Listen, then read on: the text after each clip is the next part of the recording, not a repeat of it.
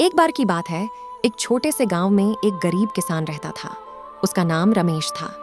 रमेश के पास बहुत कम जमीन थी, लेकिन वह बहुत मेहनत करता था। वह हर रोज सुबह से शाम तक खेत में काम करता था, लेकिन उसकी मेहनत के बावजूद भी उसका जीवन बहुत कठिन था। एक दिन रमेश खेत में काम कर रहा था कि उसे एक चमकती हुई वस्तु दिखाई दी। वह पास गया और देखा कि वह एक पुराना दीपक था। रमेश दीपक को घर ले गया और उसे साफ किया। जब उसने दीपक को साफ किया तो उसमें से एक जिन्न निकला। जिन्न ने कहा, मैं तुम्हें 3 इच्छाएं देने आया हूं।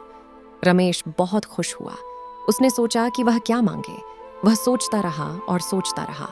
आखिर में उसने कहा, मैं चाहता हूं कि मेरे पास एक बड़ा और सुंदर खेत हो। जिन्न ने अपनी उंगली से इशारा किया और रमेश के पास एक बड़ा और सुंदर खेत आ गया। खेत में हर तरह की फसलें लगी हुई थीं।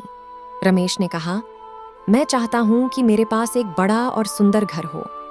जिन्न ने फिर से अपनी उंगली से इशारा किया और रमेश के पास एक बड़ा और सुंदर घर आ गया। घर में सब तरह की सुविधाएं थीं। रमेश सोचने लगा कि वह अपनी तीसरी इच्छा क्या मांगे। वह बहुत देर तक सोचता रहा।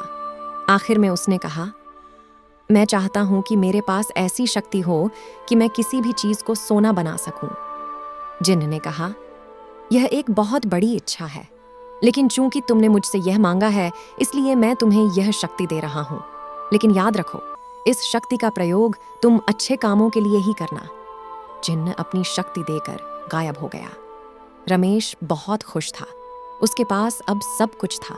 वह एक बड़ा और सुंदर खेत, एक बड़ा और सुंदर घर और सोना बनाने की शक्ति का मालिक था।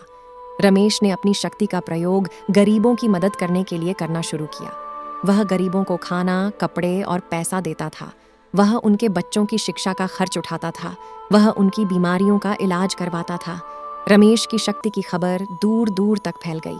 लोग उसकी शक्ति का प्रयोग अपने लिए स्वार्थी लाभ उठाने के लिए चाहते थे, लेकिन रमेश ने हमेशा अपनी शक्ति का प्रयोग गरीबों की मदद करने के लिए ही किया।